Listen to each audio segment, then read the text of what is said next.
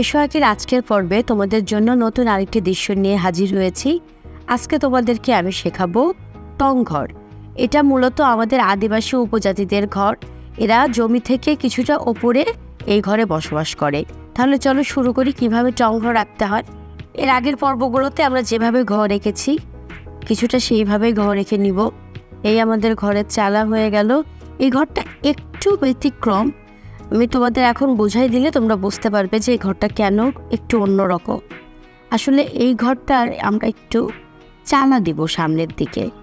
আমি এর আগে তোমাদের যে ঘরগুলো দেখিয়েছি সেই ঘরগুলোতে চালা ছিল না। তাহলে কি করতে হবে আমাদের, এই দেখো এই পর্যন্ত কিন্তু আমাদের আগের ঘরগুলোর মতোই। এখন এই দাগটাকে আমরা কিছুটা বাড়াই দিব, একইভাবে এইটাও আরও কিছুটা বাড়বে এবং এই দুইটা যোগ হয়ে যাবে। এই হয়ে গেল চালা। এবার এখান থেকে এর আগে কি বলেছিলাম, ধরো 2 সেন্টিমিটার পর্যন্ত দাও, এখান থেকে 1 সেন্টিমিটার পর্যন্ত একটা দাগ দাও। আগে যেমন ঘর রেখেছি ঠিক সেম টু সেম সেই রকম। এবার এখান থেকে এই ভেতরের দিকে, এখন সামনে থেকে আমরা দুইটা বড় বড় বাঁশ দিয়ে দেব। দেখো তাহলে কি মনে হচ্ছে না এই ঘরটার পেছনে আরেকটা ঘর আছে।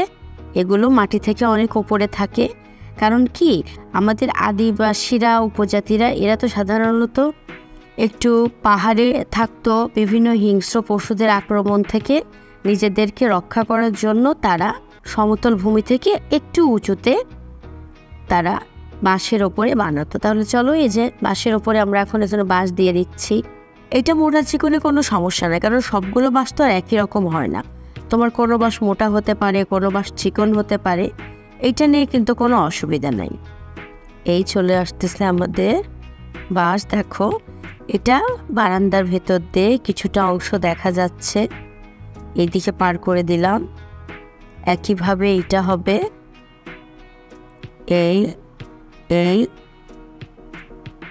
তোমরা এখানে চাইলে বড় স্কেল ব্যবহার করতে পারো, তাহলে তোমাদের দাগ টানার অনেক সুবিধা হবে। দেখো আমাদের মোটামুটি বাঁশ দেওয়াগুলো শেষ। এখান থেকে এইভাবে বাঁশের মুখগুলো করে দিব। এখান থেকে একটা আমরা মই আঁকবো, যার জন্য আমাদের হয়তো কিছুটা অংশ ঢাকা পড়ে যাবে। বাঁশের স্তম্ভের ওপরে এগুলো দাঁড়ায় আছে। এবার এখান থেকে দাও এই, আর ছোট যেগুলো সেগুলো পেছন দিকে আছে। যে মোটা মোটা বাঁশগুলোর ওপরে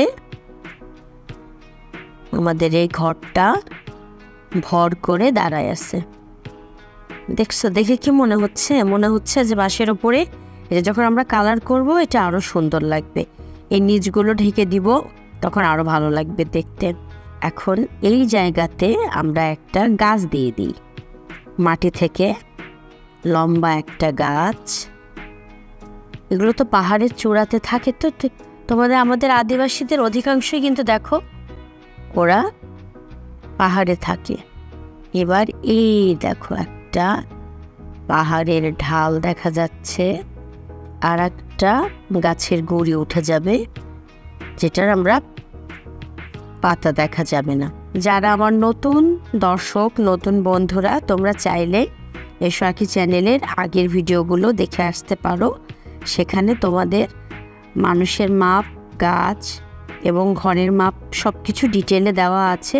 তাহলে কি মনে হচ্ছে বলো তো, যে মেয়েটা কাঁধে করে ঝুড়িতে করে কিছু একটা নিয়ে তার ঘরে ফিরছে। এখান থেকে হাতের কিছুটা অংশ দেখা যাবে। এখানে এই পাহাড়ের কিছুটা অংশ পেছনের দিকে থেকে দিতে পারো।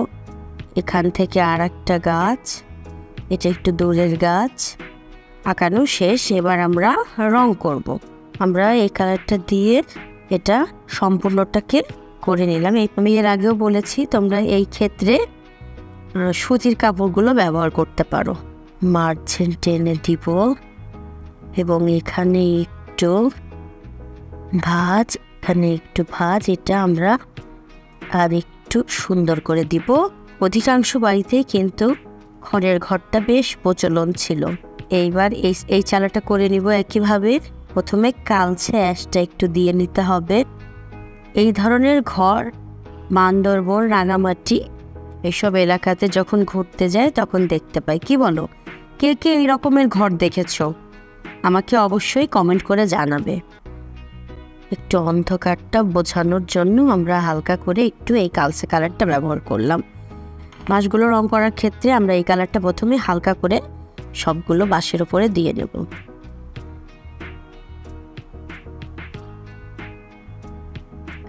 এটা যখন আমরা আউটলাইন টানবো তখন তোমরা এটা ভালো মতো বুঝতে পারবে। সবুজ কালার দিব, দিয়ে পরে আবার আমরা হালকা করে ওই কালারটা দিব। বাঁশের এই অন্ধকারগুলোকে একটু বোঝানোর জন্য আমরা হালকা করে এই কালারটা দিয়ে দিচ্ছি।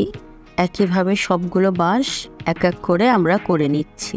আমার আঁকানো যদি তোমাদের ভালো লেগে থাকে তবে অবশ্যই তোমরা আমার চ্যানেলটিকে সাবস্ক্রাইব করবা, শেয়ার করবা, লাইক করবা, কমেন্ট করবা।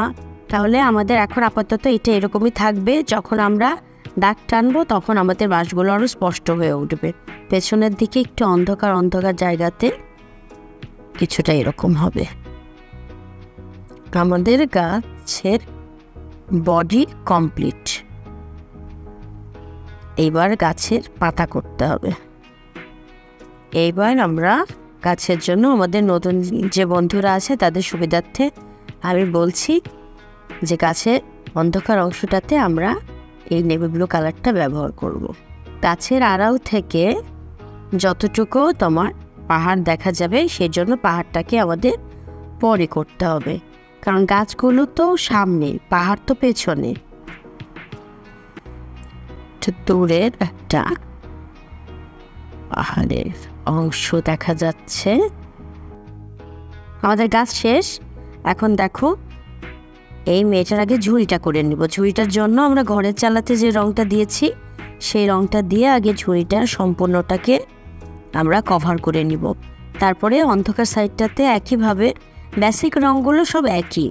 এই সাইডটাতে অন্ধকারের দিকে একটু এই চকলেট, ডার্ক চকলেট কালারটা দিয়ে দিলাম। দিয়ে আমরা এই লাইট কালারটা দিয়ে এটাকে হালকা করে সামান্য একটু ব্লেন্ড করে দিব। দেখো দিলাম। এইবার চাইলে তোমরা একটা কাজ করতে পারো। তোমরা কম্পাসের যে তোমাদের যে কাঁটাটা আছে সেটা দিয়ে এরকম করে একটু দাগ দিয়ে তোমরা এটা যে বাঁশের বা বেতের সেটা বোঝানোর জন্য এটাকে এরকম করে দিতে পারো। ফেসের কিছুটা অংশ দেখা যাচ্ছে, এটা গায়ের অংশ, এটা হাতের অংশ, আর এইটা হচ্ছে আমাদের ঝুড়ির ফিতা যেটা ধরে আছে। এই আমাদের ঝুড়ির ফিতা, এই হচ্ছে আমাদের কাপড়। এখন তোমরা চাইলে এখানে ইচ্ছা করলে একটা চিকন পাত দিয়ে দিতে পারো শাড়ির, তাহলে শাড়িটা দেখতে আর একটু ভালো লাগবে। আমাদের শাড়ি শেষ। হাতের যে অংশটুকু বের হয়ে আছে আমরা সেটা কালার করে দিব। এই যে হাতের অংশটা, এটা পিঠের অংশ। এবার পায়ের অংশ, পায়ের অংশটা পা করে দিতে আগে একটু চকলেট কালারটা দিয়ে নাও হালকা করে। এবার এই কালারটা দিয়ে আমরা একটা ব্লেন্ড করে দিই। এই আমাদের পা হয়ে গেল। এটা যেহেতু উপরে, তা বাঁশের গোড়াতে ধরো কিছু আগাছা। এখানে পাহাড়টা আর আমরা দিলাম না, এখানে আকাশ না দিলে দৃশ্যটা ফুটছে না, যার জন্য আমরা প্রথমে একটু হালকা আকাশি রং দিয়ে দিলাম। হালকা আকাশি রং। এখানে ফুলের গাছ, ছোট ছোট ফুল দু একটা জায়গায়। আর এবার এটা দিয়ে একটু শেপ টেনে দিলাম। এবার আমরা আউটলাইনটা টেনে নিব। তোমরা আউটলাইনের জন্য সিগনেচার পেন ব্যবহার করতে পারো, মার্কারও ব্যবহার করতে পারো। এই যে আমাদের বাঁশ রং করা শেষ। এইবার আমরা কিছু কিছু রাস্তার কালার টালারগুলো হালকা করে একটু দিয়ে দেব। পাহাড়টাকে একটু বোঝানোর জন্য আমরা হালকা করে একটু, এই দেখো পেছনের পাহাড়টাকে বোঝানোর জন্য আমরা খুবই হালকা, যেহেতু এটা দূরে, এটা এর জন্য আমরা গাঢ় করে আউটলাইন করলাম না। পেছন দিয়ে নদী বয়ে গেছে, আমরা একটু হালকা করে নদী দিয়ে দিলাম। তাহলে আমাদের দৃশ্যটা মোটামুটি কমপ্লিট হয়ে গেল। তোমাদের যদি টোনঘর ভালো লেগে থাকে তাহলে অবশ্যই আমাকে কমেন্ট করে জানাবে যে আঁকানোটা তোমাদের কেমন লাগলো। পরবর্তীতে আরও নতুন নতুন ভিডিও নিয়ে তোমাদের সামনে আসব। সেই পর্যন্ত সাথে থেকো, এসো আঁকির পাশে থেকো। আজ এই পর্যন্তই, আবার দেখা হবে সামনের কোনো পর্বে নতুন কোনো দৃশ্য নিয়ে।